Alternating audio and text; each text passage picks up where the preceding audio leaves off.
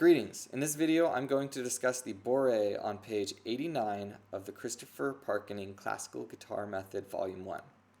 Now, in this piece, I want to discuss the scale passage that happens in measure 8, but before I do that, I'm going to talk about a principle of classical guitar technique. I personally recommend that you develop a technique in which it's easy and automatic to use our fingertips.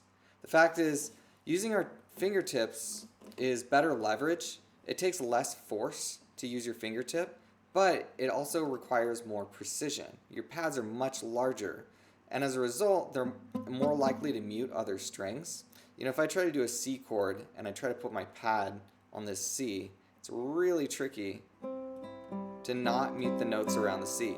But if I can use my index finger tip, then it's a lot easier to get a nice clear sound out of every string. So not only do they require less force, in fact, let me focus in on that really quick. If you were to go up right here next to the nut on the first fret of the first string, so not by the fret but by the nut, try using your fingertip and find that point where the string clearly rings out. So we've got cruddy sound, and there it is right there. Think about how much force you're using, and then go right there with your finger pad. And how hard do you have to press? It takes more force to use your pad, and the reason being it's worse leverage. It makes us want to collapse that joint, whereas here we have this nice curve and the energy travels through our finger more efficiently. Pads are, like I said earlier, they're easier, but they require more precision. I might have said that backward. Tips require more precision. They're smaller. So if we make that our default to practice using our fingertips, we're going to develop a more precise technique. And then when we have a situation where we need to use our pads, it's totally fine. It's easy to replace a tip fingering with a pad fingering, but it can be hard to do the opposite if you haven't developed good fingertip technique. Fingertips can be extremely fast. It's just easier to do rapid scale passages with your fingertips because the angles that you're having to do pull-offs and things like that, they just work better. So I encourage you to develop that strength and dexterity now. Our body has to adapt to playing the guitar, and if you don't push the limits of training your fingers to use their tips, and especially developing our pinky, then it's not going to develop, and it takes years and years for your body to change, to adapt to being a guitar playing body. And we really want to get laying a foundation now so that our body has plenty of time to adapt to the rigors of classical guitar technique. It can be really tricky to automate certain facets of it. Anyways, that's the general principle. Now there are exceptions to that rule, and that's what I want to actually highlight now that I've taken all that time to emphasize that. So, for example, in this measure 8, I have this little scale passage.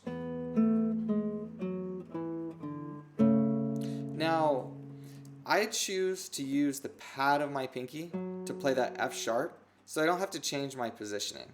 So if I want to get the pinky tip here, I have to really bring my knuckle over here and line him up. I don't have to, but if I want to get him right over there to where he can just go straight into that string and just hover right there, well, it's easy to keep him there if I bring my hand way up, but that's a big hand shift. So I have a choice. I can either do something like this, where I reach out with a flat finger, but I keep my hand in the same position I've played almost the entire piece of music. Or I can shift over here. But even that reach, as you can see, my hand gets a lot of tension from trying to do this sideways stretch, because I need to be on this G sharp, right? My index finger's on this G sharp here on the 3rd string. My pinky goes up to this F sharp, and that pull can just get your middle finger to pop up, right? It's adding a lot of tension to your hand. And we do want to avoid that to a degree. To a degree it's necessary, but in this case, it's so much easier to just do that. So with pads, there are situations where it's fine to use them. I just encourage you to focus on using fingertips so that we can make it easy and automatic for when we really need them. When we need to have our fingertips so we can let other strings ring out easily around that string, it's really, really helpful to just have your hands know what to do already.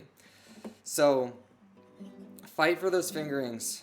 fight to use your pinky tip and get it buffed up and strong and used to being used. And then when we have a really awkward fingering, just let yourself use the pad. It's fine, but make sure those are the minority and not the rule.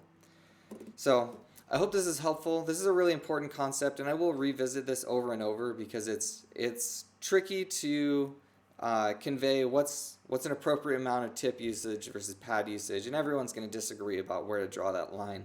But this is a great example of just making a fingering a whole lot easier by just using the pad of your finger, and you're not committing a sin by making one exception right here. Anyways, I hope this is helpful. Thank you for watching.